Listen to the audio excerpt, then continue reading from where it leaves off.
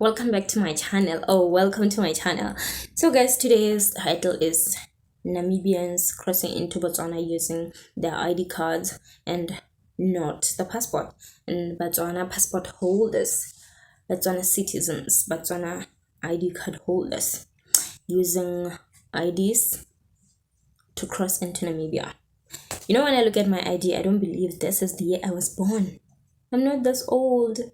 1990 something. It even itches. Like when I look at my year of birth, I don't care about the date, like 17th of December. I care more about the year. I believe I was born 3 or 4 years after the year that is written here. How will I know that this is the real year that I was born? How will I know? It's also on my birth certificate, on my passport, like and also the person on the ID card is my cousin. It's not me. Do we even look alike?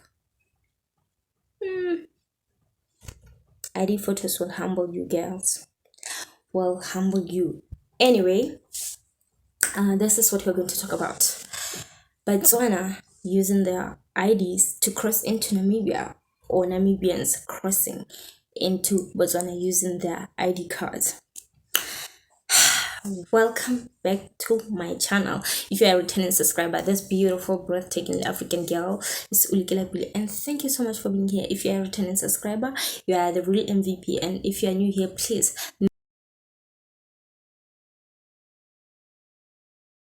Trending topic today between Botswana and Namibia is using the ID cards to cross each other's borders. I'm just going to say, as of today, Friday, the 24th of February 2023, the Ministry of Labor and Home Affairs in Botswana and that of Namibia have signed a memorandum of agreement, guys.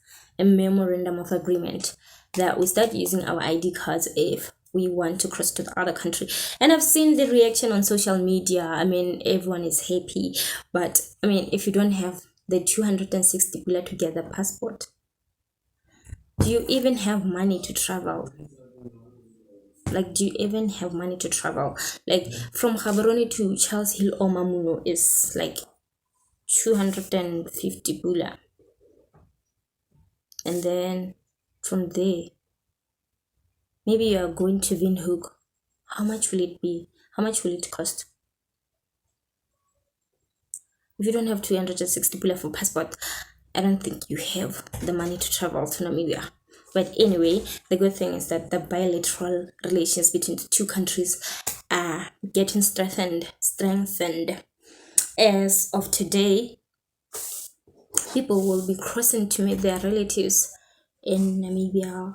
They'll be going there for tourism purposes. They'll be going there for trade purposes and stuff like that.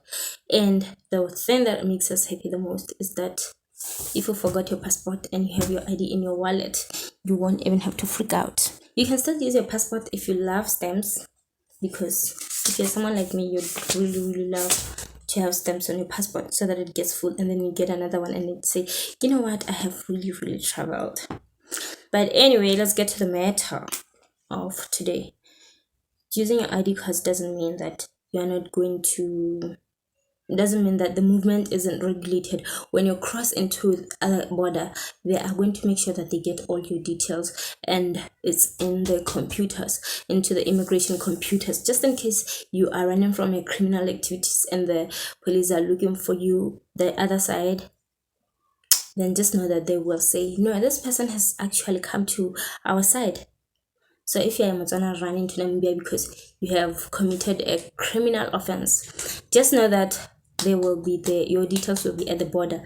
So if you're going to use your ID, just know that they will know that you have crossed. And also the other thing is that they say that they will look into the whole 90 days stay to see if we can just adjust that to, like, if you are a Namibian and coming into Botswana, can you stay? Because currently we have been like staying for 90 days in Namibia, or Namibians staying in Botswana for 90 days without visa and stuff like that. But now they are looking into that movement to make it completely free. that if you're in Namibia, you can come to Botswana for like, I don't know, a longer period than 90 days or 3 months. And then, yeah, that will be that. They are still looking into that, but for now, you can just use your ID. And then the other thing is that, yeah, the other thing is that it will be easier.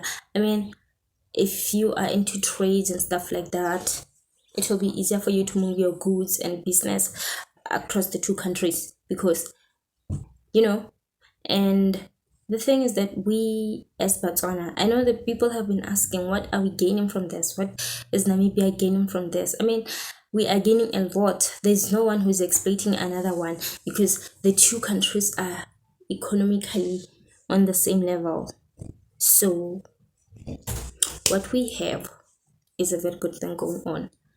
If we are economically on the same level, so there's no one taking advantage of the other. Oh, Botswana is a semi-arid desert country, and then Namibia is like almost a desert country. But one thing they have that we don't have is a seaport. So Botswana doesn't have a seaport. We are completely landlocked. Like we have zero access to the sea. We have zero direct access to the sea. We mostly use like South African seaports and Namibian ports, but mostly South African, especially Durban, to get our things from the other continents to our land. Anyway, this whole initiative was by the minister, no, by not by the minister, by the two presidents, His Excellency, the president.